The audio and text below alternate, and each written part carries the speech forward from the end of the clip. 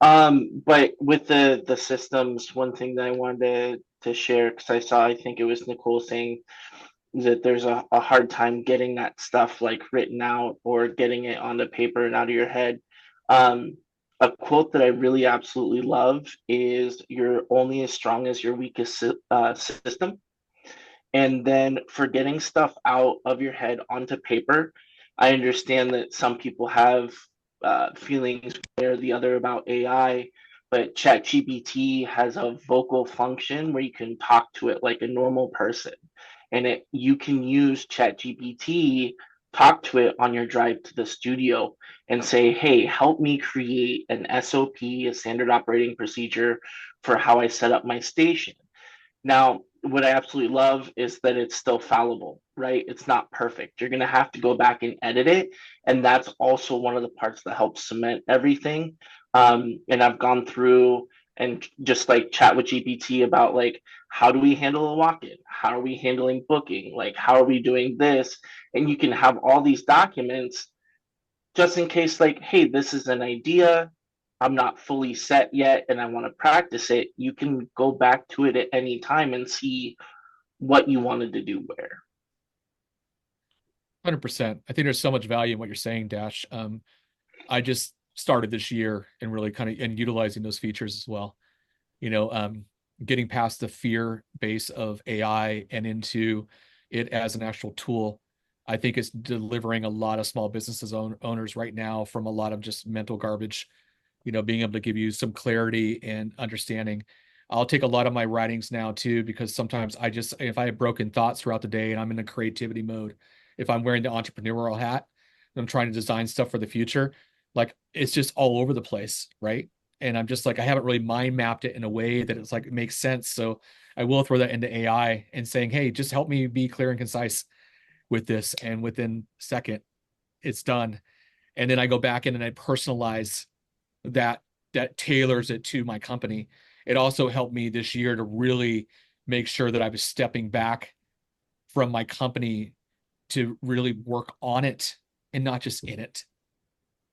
That's another key feature too when it comes to, these business principles is that we have to give ourselves time to work on our company, what it's about, what kind of message are we giving to it. But right now we just get so focused on working in it, and it's we kind of missed the mark there. So I appreciate you, Dash, and what you said. I think that's great.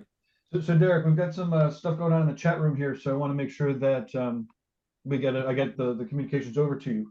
Thank Uh, you. Yeah, I'm not eh, seeing any of that, so let me bring that up. well, if you want to, I can just read some over to you because Please do. so Amber was asking, do you feel the stresses of implementing systems with employees or tattoo artists that are not used to having them, right? And then followed up with like any transition tips to make changes without staff feeling overwhelmed or reluctant. You could have like a whole seminar on that. Oof. You can. That comes down to having the real talk with them. If you're going to go be making major changes within your company and stuff like that, but it's a shock to them. Yeah, you're going to like, oh fuck, you're going to really throw things off. So, but it's about sitting down and saying, because I did that with my employees many years ago. I started getting really educated on how to better my systems. And then I was going and I was trying to like adopt them and implement them right away. And my crew was like, where the fuck is this coming from? Like, I thought my job was this, and now you want me to do this? And I was like all over the place. And then one day I just stepped back and I said, hey guys, this is what I'm learning right now. And I really want to take this company to the next level. And I'm going to experiment with some different things, but I want you to be clear as to like what I'm experimenting with. And once I had that honest talk with them, it really changed things for them to be more accepting of it.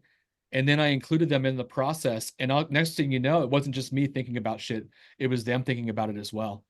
They wanted to also push the company to the next level, but you got to have that clarity talk with them before you just go out and start shaking the shit up. Oh you yeah, know? I'm, yeah.